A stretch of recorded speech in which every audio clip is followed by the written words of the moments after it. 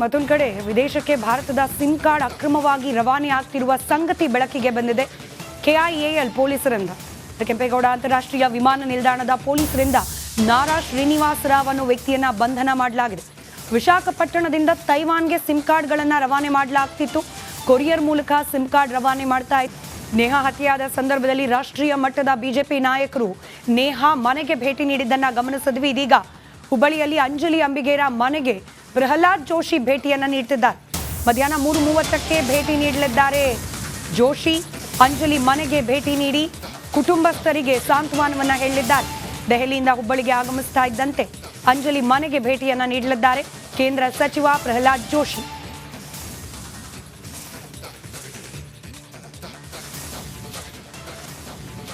JP Nadda, Amit Shah ಆದಿಯಾಗಿ Neha ಕುಟುಂಬಸ್ಥರನ್ನ ಭೇಟಿ ಮಾಡಿ ಸಾಂತ್ವನ ಹೇಳಿದ್ದ ಪ್ರಸಂಗ ರಿಪಬ್ಲಿಕ್ ಕನ್ನಡದಲ್ಲೇ ನೀವು ಗಮನಿಸಿದ್ರಿ.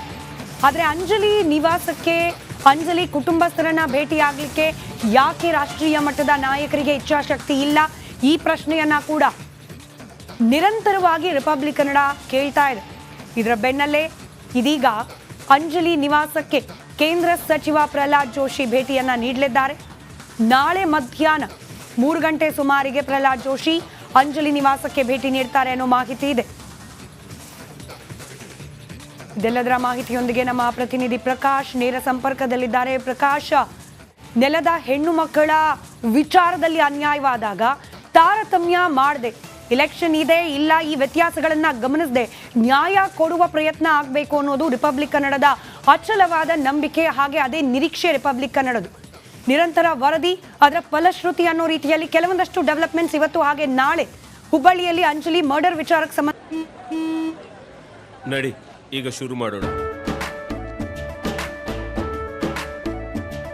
ಕೇಸರಿಯಿಂದ ಮನೋಲ್ಲಾಸ ಮನಸ್ಸು ಮತ್ತೇರಿ ಕುಣಿದಾಡಿದೆ ನೋಡು, ಮನಸ್ಸು ಮತ್ತೇರಿ ಕುಣಿದಾಡಿದೆ ನೋಡು.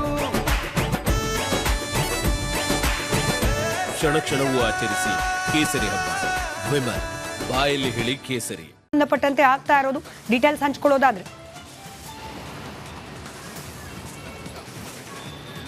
ಎಸ್ ಸುಸ್ಮಿತಾ, ಏನು ಅಂದರೆ ಪ್ರಮುಖವಾಗಿ ಅಂಜಲಿ ಹತ್ಯೆ ಪ್ರಕರಣದಲ್ಲಿ ಸಾಕಷ್ಟು ಒಂದು ಏನು ಮುಂಜಾಗ್ರತೆಯನ್ನು ವಹಿಸಬೇಕಾಯ್ತು. ಅಂದರೆ ಅಂಜಲಿ ಹತ್ಯೆಗೂ ಮುನ್ನ ಏನು ಅವರ ಕುಟುಂಬಸ್ಥರು ಪೊಲೀಸ್ ಇಲಾಖೆಗೆ ಒಂದು ಮಾಹಿತಿಯನ್ನು ನೀಡಿದರು. ಆದರೆ ಆ ವಿಚಾರದಲ್ಲಿ ಸಂಪೂರ್ಣವಾಗಿ ನಿರ್ಲಕ್ಷ್ಯ ಧೋರಣೆಯನ್ನು ತೋರಿರ್ತಕ್ಕಂಥ ಪೊಲೀಸ್ ಇಲಾಖೆ ವಿರುದ್ಧ ಸಾಕಷ್ಟು ಒಂದು ಆಕ್ರೋಶ, ವ್ಯಾಪಕವಾದಂಥ ಒಂದು ಅಸಮಾಧಾನ ಕೂಡ ವ್ಯಕ್ತವಾಗಿತ್ತು. ಈ ಹಿನ್ನೆಲೆಯಲ್ಲಿ ರಿಪಬ್ಲಿಕ್ ಕನ್ನಡ ನಿರಂತರವಾಗಿ ಏನು ಬ್ಯಾಕ್ ಟು ಬ್ಯಾಕ್ ಪೊಲೀಸ್ ಇಲಾಖೆಯ ವೈಫಲ್ಯದ ಬಗ್ಗೆ ಏನು ಇಂಚಿಂಚು ಮಾಹಿತಿಯನ್ನು, ಇಂಚಿಂಚು ಒಂದು ವೈಫಲ್ಯತೆ ಬಗ್ಗೆ ಇಡೀ ರಾಜ್ಯದ ಜನರಿಗೆ ತೋರಿಸುವಂಥ ಪ್ರಯತ್ನ ಮಾಡ್ತು.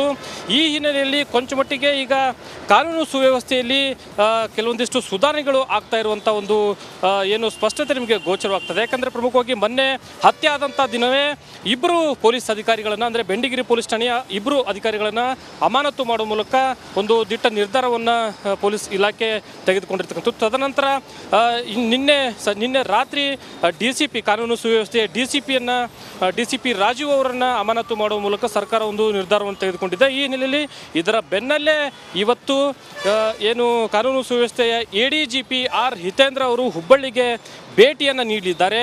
ಭೇಟಿ ನೀಡುವ ಮೂಲಕ ಬೆಂಡಿಗಿರಿ ಪೊಲೀಸ್ ಠಾಣೆ ಇರ್ಬೋದು, ಅದೇ ರೀತಿ ಕೆಲವೊಂದಿಷ್ಟು ಪೊಲೀಸ್ ಠಾಣೆಗೆ ಭೇಟಿ ನೀಡುವುದರ ಜೊತೆಗೆ ಪೊಲೀಸ್ ಅಧಿಕಾರಿಗಳ ಜೊತೆ ಒಂದು ಸಭೆಯನ್ನು ಮಾಡಲಿದ್ದಾರೆ. ಕಾನೂನು ಸುವ್ಯವಸ್ಥೆ ಹದಗೆಟ್ಟಂಥ ಹಿನ್ನೆಲೆಯಲ್ಲಿ ಒಂದು ಮಹತ್ವದ ಒಂದು ಸಭೆಯನ್ನು ಮಾಡುವ ಮೂಲಕ ಈ ಪ್ರಕರಣಕ್ಕೆ ಸಂಬಂಧಪಟ್ಟಂತೆ ಸಾಕಷ್ಟು ಮಾಹಿತಿಯನ್ನು ಪಡೆಯಲಿದ್ದಾರೆ. ಜೊತೆಗೆ ಇವತ್ತು ಮಧ್ಯಾಹ್ನ 3:30 ವೇಳೆಗೆ ಕೇಂದ್ರ ಸಚಿವ ಪ್ರಹ್ಲಾದ್ ಜೋಶಿ ಅವರು ಸಹಿತ ದೆಹಲಿಯಿಂದ ನೇರವಾಗಿ ಹುಬ್ಬಳ್ಳಿಗೆ ಆಗಮಿಸುವ ಮೂಲಕ ನೇರವಾಗಿ ಅಂಜಲಿ ಮನೆಗೆ ತೆರಳಿ ಅವರ ಕುಟುಂಬಸ್ಥರಿಗೆ ಸಾಂತ್ವನವನ್ನು ಹೇಳುವ ಮೂಲಕ ಧೈರ್ಯವನ್ನು ಕೂಡ ನೀಡಲಿರುವಂಥದ್ದು. ರೈಟ್, ಧನ್ಯವಾದ ಪ್ರಕಾಶ್ ಮಾಹಿತಿಗಾಗಿ. ರಾಜ್ಯದಲ್ಲಿ ಪೆನ್ ಡ್ರೈವ್ ಕೋಲಾಹಲ ಜೋರಾಗ್ತಾ ಇದೆ. ದೇವರಾಜೇಗೌಡರು ಶಿವರಾಮೇಗೌಡರ ಮೇಲೆ ಗಂಭೀರ ಆರೋಪ ಮಾಡಿದ್ದ ಮಾಹಿತಿ ಲಭ್ಯವಾಗಿದೆ. ಕೊರಿಯರ್ ತೆಗೆದು ಪರಿಶೀಲನೆ ನಡೆಸಿದಾಗ ಸಿಮ್ ಕಾರ್ಡ್ಗಳು ಪತ್ತೆಯಾಗಿದೆ. ಭಾರತದ ಸಿಮ್ ಕಾರ್ಡ್ ಖರೀದಿಸಿ ವಿದೇಶಕ್ಕೆ ರವಾನೆ ಮಾಡಲಾಗ್ತಾ ಇತ್ತು. ಸಾರ್ವಜನಿಕರನ್ನ ವಂಚಿಸೋಕೆ ಸಿಮ್ ಖರೀದಿ ಮಾಡಿ ರವಾನೆ ಮಾಡಲಾಗ್ತಾ ಇತ್ತು ಅನ್ನೋ ಆರೋಪ ಕೇಳೋಕೆ ಸಿಕ್ಕಿದೆ. ಸುಮಾರು 150 ಸಿಮ್ ಕಾರ್ಡ್ ಅನ್ನ ಕಳಿಸ್ತಾ ಇದ್ದ ಈ ಆರೋಪಿ ಸದ್ಯ ಈತನನ್ನ ಬಂಧಿಸಿ ತನಿಖೆಯನ್ನ ಮುಂದುವರೆಸಿದ್ದಾರೆ ಪೊಲೀಸರು.